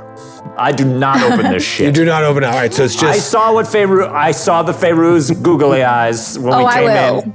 Yeah, if it comes down Carter's to like, it. and here are 4 books, and you can fuck off. I'm not opening those. I'll be over here with an axe. Carter stands a safe distance away. Here, Carter, let's trade. You come by the door, take a watch. I want to go look at the book. I'll tell you, I can But talk wait. anybody away. Vaughn, did Erica Carlisle tell us that we could take these, or are we just looking through them? I didn't hear any implication that we couldn't spirit these away. So we could just take these and go. How about we take 4 books from these shelves that look similar, put them inside the safe, and we stash these away? She says she did not want to see the books again and did Yeah, not I want to mean, go into the Is safe. that true? If she- She does not seem to have much emotional attachment to it, If but if she anyone else were to come notices- looking, it might be odd. nice to have a little decoy. But if she sees, well, I guess, whatever. We could be overthinking it. But it's if she Maybe for finds that safe- we've swapped out the 4 books with the 4 other books, is she going to suddenly get suspicious of us? No, we Or just she have a wasn't sense of before? humor. Yes, The old book switcheroo, Erica. It's a parlor trick. classic Yes. prank. Carter These pulls, rich people. Carter pulls out the books and backs up, grabs an axe, a decorative axe off the wall, and lays them down. You start looking at them. Perhaps your eyes are drawn to this one with the embossed red leather binding. No title on the front, on the side, but if you open it up,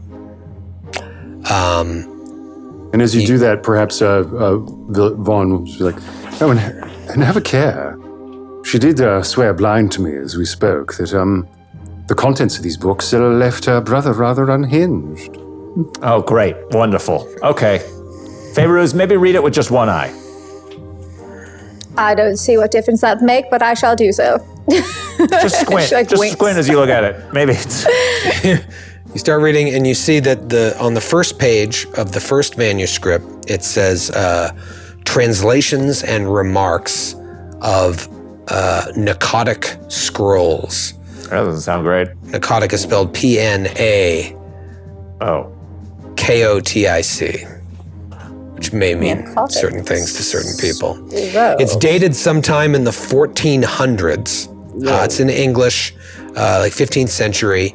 But the Goodness. binding outside looks to be of a much later date. That's So the first odd. book. And obviously, if you want to spend time with these books and you take them, you can. Right now, you're just kind of going through and getting the bits and pieces. There's a lot here. Right. I think we do just get the title and what we're looking at and do the old switcheroo and take a closer look at catch these the later. vibes. Yeah. Yes. This is what they call a vibe Are the check. vibes immaculate? The vibes on this one are not great because you haven't even as you open it and you don't see anything other than what I just told you, a date and this thing. There is this like heaviness Nope. that washes over you the second that you open this up. And so if you were to close it, maybe it just happens like suddenly. It almost feels like the cover is 10 times heavier than it was when you opened it. But then you just very quickly close it. A little Seems great. too much We should take champagne, I this. suppose. I think The second one is, it does have a title. It's called Amongst the Stones. It's also in English, written by Justin Jeffrey, 1918. So a recent book of, just a quick glance through, it looks like poems. Lots and lots of different poems. Every page appears to be a new poem. The strangest thing about this particular book is the material that the binding is made out of. It almost feels like it's made out of some sort of like animal skin, Oh, great. It's the fucking Necronomicon. God damn it. but it's not animal skin. There's something very discomforting about it, just to handle it. Amongst the Stones by Justin Jeffrey, 1918, a collection of poetry. But this, for a leather-bound book, it's. Don't smell the books that are It's evil. one of those things where it's really bad, but you can't stop sniffing at it. Oh, like the Smell inside it. of your ear. Yeah, No, I don't want thank to you. smell it. Get out of my face. No, thank you. And it does not insist smell that you like must. leather. It does not smell like leather at all. It's very there's something very, very strange about it. From the texture to the smell, nothing is matching up. Just seems to be a book of poems, though. Do Very you think odd. this is human hide? Just to be blunt, my listen. We've seen God. so much at this point. This looks like leather, but it's not leather. It doesn't smell like leather. This did not come from a cow or from whatever sheepskin, whatever you make parchment out of these days. It's Fairuz, you've been drinking. Let's keep looking at the other I book. hope you brought your bag, Fairuz, because that book is not going in my bag. Stop smelling the books. What are the other But I two books? can't.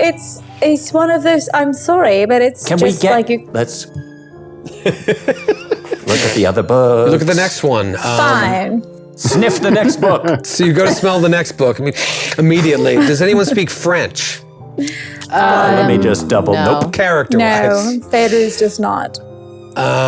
This one appears to be in French. It's titled Sélection de livres divins.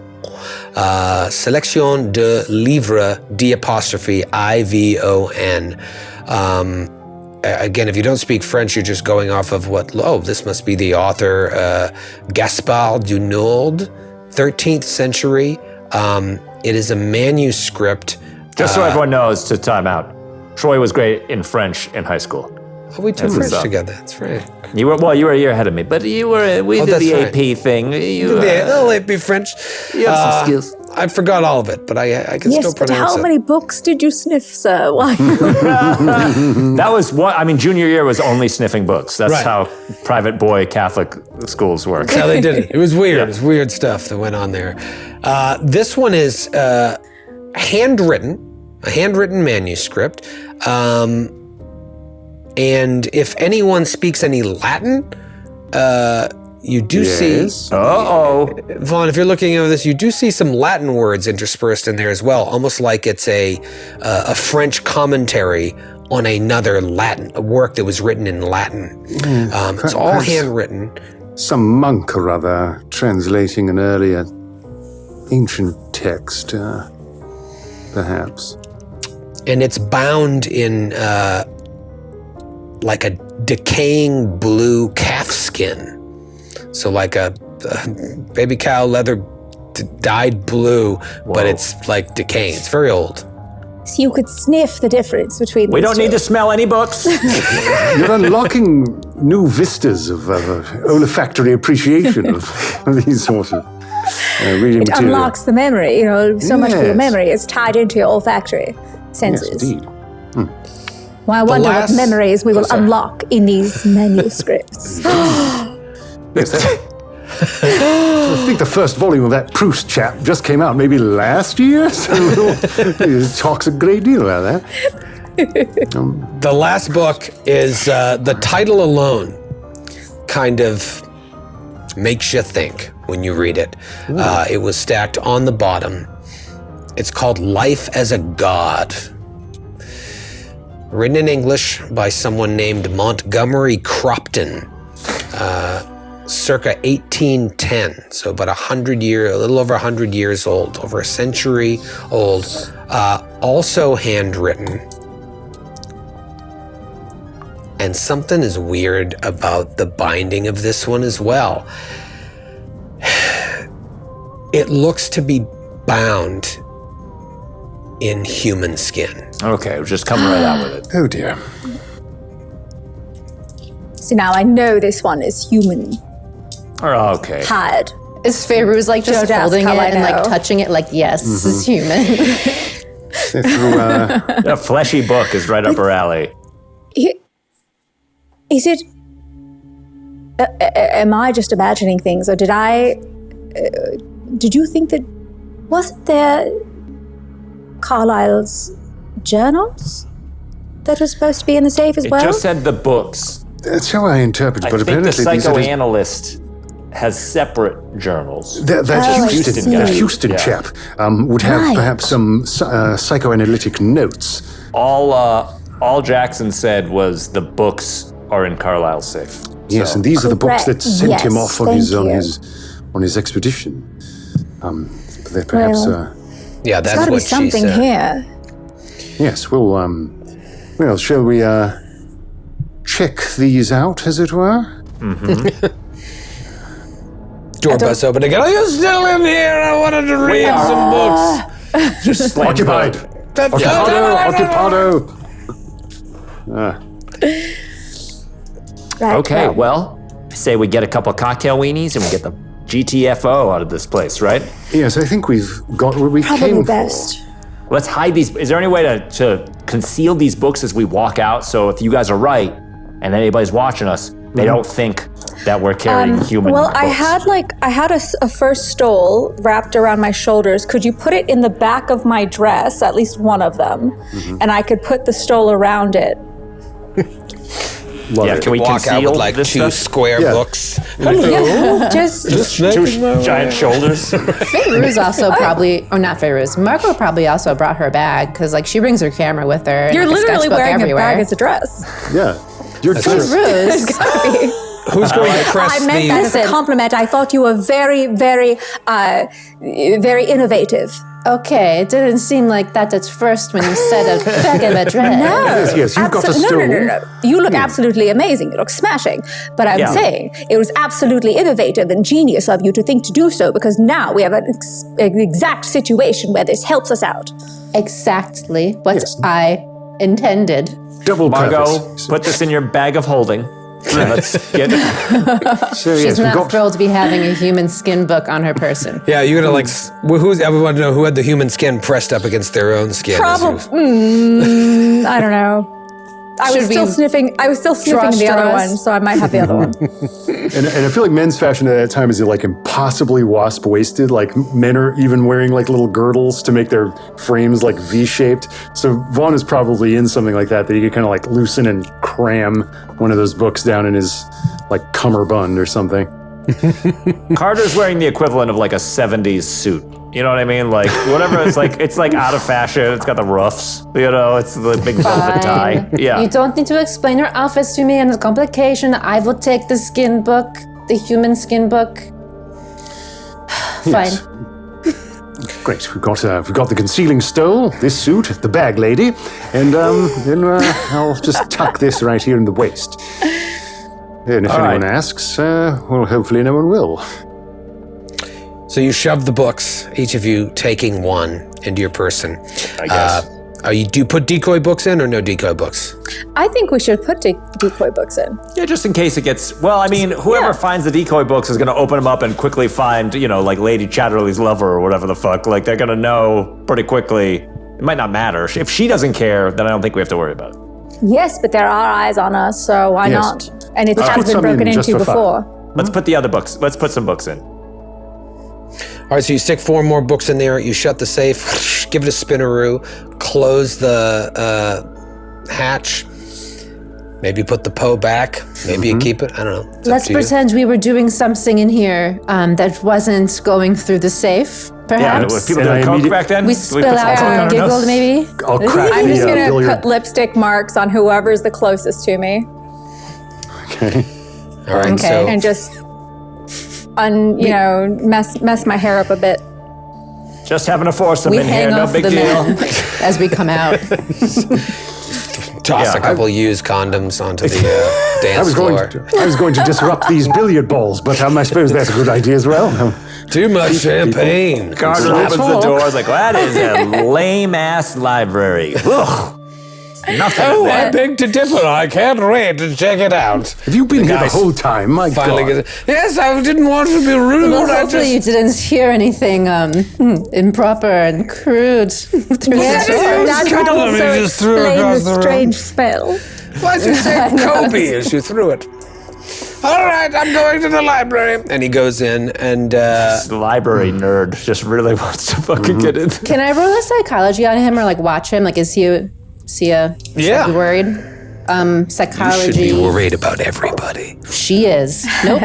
72. She's way too busy trying to seem like she's... NPC. Look at all these books! In fact, the minute you open it up and you start spilling out, it's not long before more people keep coming here. They probably thought, oh, it's a closed door, we're not supposed to be in there. But now that it's open and they see you coming out, it very quickly fills up again. And you come back into the party and you feel like there should be less people there now, but it's almost like there's twice as many people there, and it's a little uncomfortably close as you come out. Is it your intention to now leave and head back to the city? I mean, we could just be like, I don't know what else is- I don't know. I'm feeling very claustrophobic. There's so many people here, and we're always being watched, and we have the things on us now, and I mean, It would I be don't want to easy touch this anymore. With more people here, it might be easier for us to exit without being noticed. Yeah, I yes, feel indeed. like the only thing we really failed at doing was getting Erica Carlisle to help us with our current predicament, which is saving And- Millie Adams and Hilton Adams. Knowing what I've gleaned from her character, Tillinghast, I don't know that she's if aggressive and specific. Right. Yeah, Societal, she'll help orphans, but she won't help missing I people. think her Got it. philanthropy is as good as it proceeds in the general sense, but in Right. interpersonal matters, Broad Her mind is strokes, somewhat look how good I closed. am, all that. Yeah. yes, indeed. Then in that case, I feel like we got what we came for, some books and some free booze. Let's get the fuck out. This place is dead anyway. You start walking out, and Carter, that woman that you spoke to earlier who was like, I'm so sorry to hear what happened to your wife. She reaches out and puts her hand on your shoulder and just gives you kind of a look. Yeah, thank you. So nice to meet Sorry. Yeah, it's may 1,000 blessings. Pleasure meeting you. Yes, you too. And Fairuz, maybe you're looking for your dad. You just this like all these people, and it's pressing you in. And if any of you feel at all have problems with claustrophobia, you do feel like you're just being pressed in. And there's people all around, like laughing, like grand guignol faces, all gross. pressed up against yours as you're just trying to find your way out. And you see the guards and people with guns and everything. It's just and their laughter and the music starts to echo in your head. The violin strings start to play discordant notes. It's just, and you see Peru, and you see everything else that you've seen that has terrorized you, and you make it outside the front door to fresh air. Jesus, that was weird. Now perhaps you see why I stopped moving in those circles with as much regularity as I might have in the past. Ugh. It's not worth it.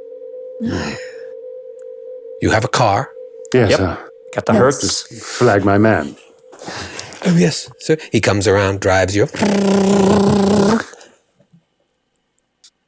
Yes, quite. Give him a silver dollar. Vaughn, tip the man. Thanks, buddy. And he opens the door for the ladies as well, kind of gives a weird look at Carter's half face, and then takes a silver dollar and runs off. All right. We at the Waldorf or what? Are you driving back into the city? Going to the Waldorf? All right, so parking's a bitch. But you do... Can I roll a drive auto for better parking? Yeah, sure. All right. I never get to roll drive auto. See how many loops it takes you. Nope, didn't get it. Yeah. It's taking us a while. They always say in New York, just keep going around the same block and eventually a space will open. But that Carter didn't get the message. So you're like, let's try 3 avenues over. So you No, actually... I'm pretty sure I can fit here. Oh, You have to park pretty far away, and so you've got to walk. whose car is this again? We just Time is rented a burning. car? I rented it. rented the car. Well, let's bring it back to They could Amos just and get the drop us out. We don't need to park, man. No, they want us to park. It's the right thing to do. Can you Well, I've got just drive drop auto. me and Margot off at the front? Yeah, you guys get out Please. front. That's fine. You walk back to the hotel. It's dark. It's late. You know, you were almost an hour away. Wasn't a ton of traffic, obviously, but you get back. And I imagine you all feel a little wiped. And while you gained a ton of information and the books, in Carlisle safe that perhaps are related to what Jackson was talking about. Millie Adams is still missing. Yeah. Lieutenant Poole still hasn't got back to you. So there's no message from Poole at the hotel.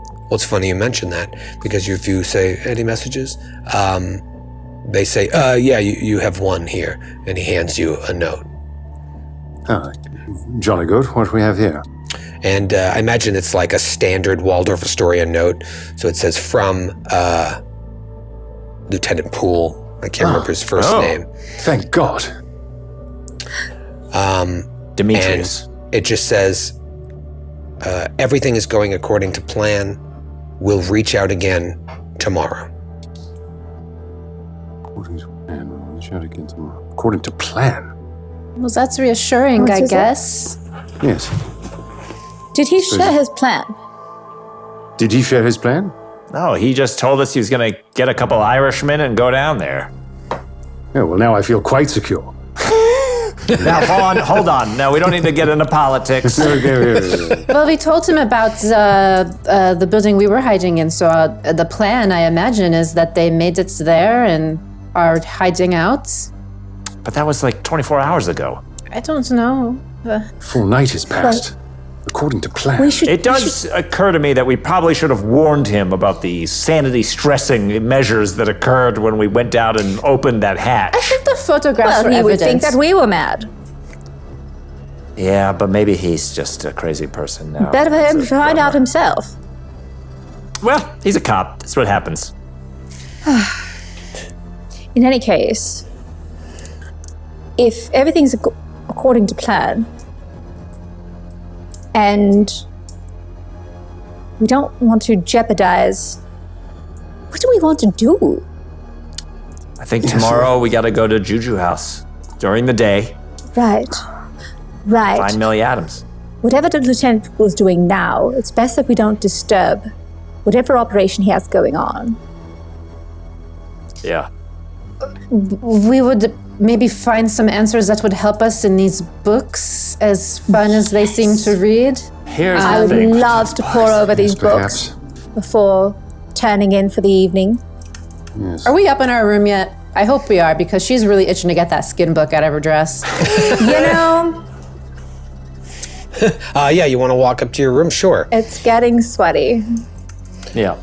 You get up to the room, you pull the books out, and is the plan to sort of just maybe start digging into these? And if so, who's doing that? Is anybody else doing anything? Or are you turning in? What's the sort of plan here for the rest of the night? Now, I mean, Fairuz, no offense, but I feel like you should read these, but I feel like someone should be watching you reading the books. Do you know what I mean? Like a watch on Fairuz. Well, I'll Fine. read with her. Margot doesn't see a There's problem 4 with this. books. We could all take one.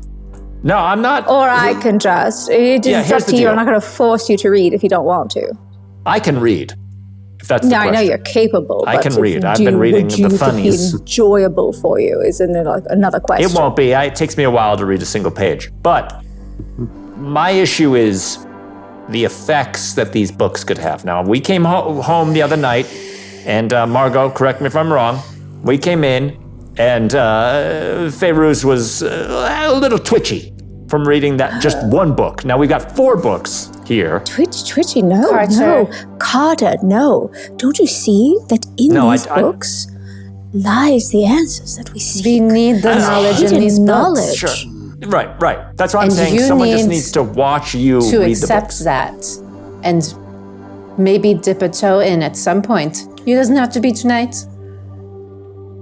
But we can't complete our mission without knowing what's in these books. Right. We I should don't read. know. I don't know how you could have these books in front of you and not want to just pour over them for hours. Well, it's a matter of upbringing. I feel like you read those books, and we'll just keep an eye on you reading the books. I think it's fine. And if you start to go off Everybody the wins, rails, fine. we're here for you. I want to read one as well. Oh, good. So watch me read a book. Watch me. I can't sleep. I'm reading, okay? Margot, which one would you like? I've got the series of manuscripts, the narcotic scrolls. I've got Amongst the Stones. That's the one that smells questionable. I've got the French manuscripts that were handwritten by that monk.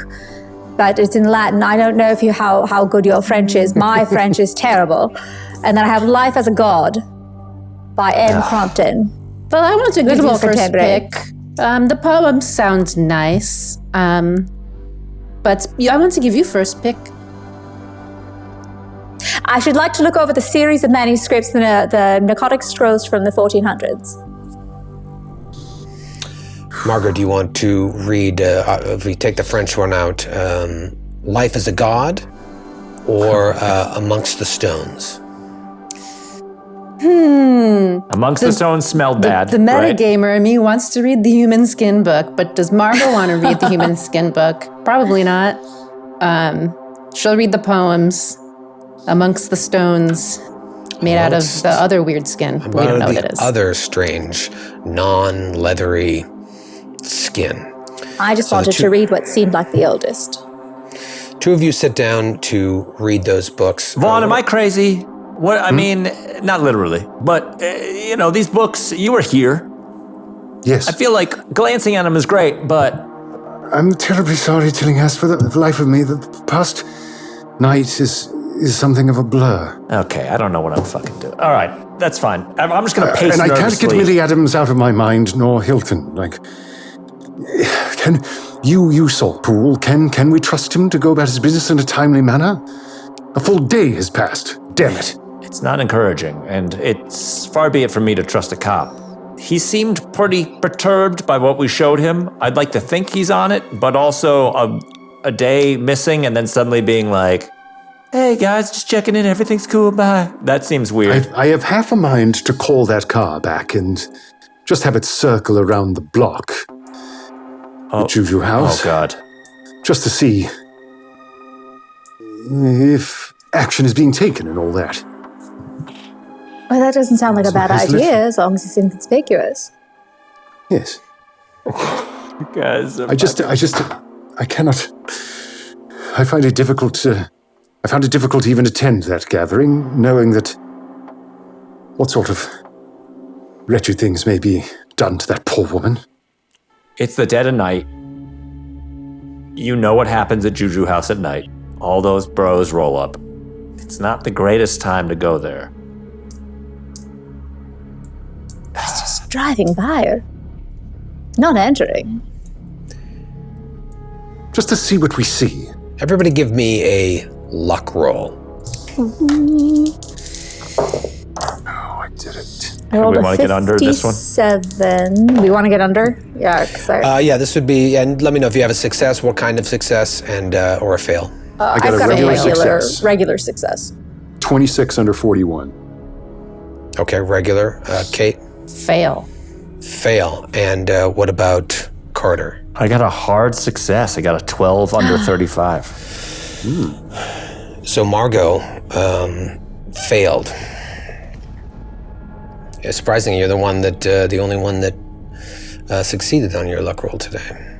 Well, I spent luck earlier. Yeah. So Fairuz is reading the book. You're holding the strange skinned book, and you hear Carter and Vaughn are discussing possibly calling the car and going to Juju House, and so maybe you're distracted by that as well.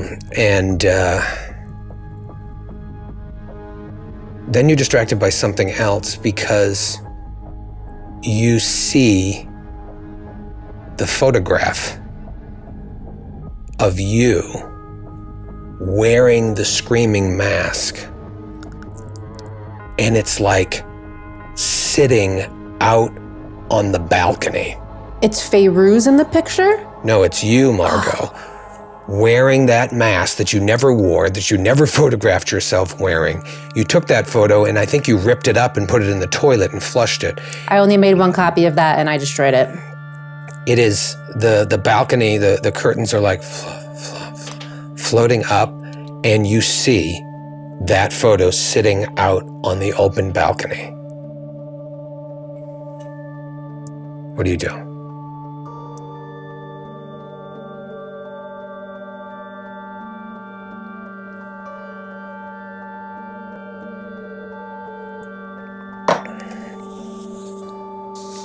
What are you thinking? You don't want to play no more? She's done. I don't want to play no more. That's too much. Is it prompt you to do anything? Say anything? She's thinking. She's really thinking. What's going through your head, Marco? Me? Yes, walk us through this. I think You're the one that sees this. You see this. I think I just feel weird vibes because I don't see the picture out there. No, this is you. I'm talking to you. You're talking to me? Yes, the whole time. I'm in the book. I thought you were saying, oh my God, I'm sitting here waiting for Fairuz to answer. I thought that Fairuz So, yeah. for you. You filled the No, Sorry. Fairuz, that's where you were way into it. I was like, she Yeah, I is was like- playing hardball here. Fairuz is Staring reading. at You're overhearing Nora's this square. conversation between Vaughn and Carter, and you see the curtains billowing up and the photograph of you with the mask on, sitting out on the balcony. The same one that you ripped up threw in the toilet. I go closer, just kind of being like, is that there? Really? Because it's probably dark out. It is. It's there. Stanley Kubrick style, we just see your point of view walking And- towards this balcony, curtain lifting up in the wind. And the curtains again with this like shower thing. She, while they're doing that, she's gonna open the door and grab the photo. She wants to destroy it. The door is slightly ajar. You see that the photo is, you have to step out on the balcony to get it. So you step out there and it's very, very windy, but somehow this photo is almost like glued to the bottom of the balcony. It should be moving. You look behind you and the curtain is flying upwards. This very light photograph should not be sitting there. Roll a spot hidden. Yeah, I was gonna say, I think I wanna look around. Come on! 59 under 62. 59 under 62. As you reach down to grab the photo, you hear a noise from the sky above. And you look up and you see this shadow go over the moon and blot it out for all but a moment. It's almost as if the entire sky grows dark as this shape passes in front of the moon. And then this shape swoops directly at you.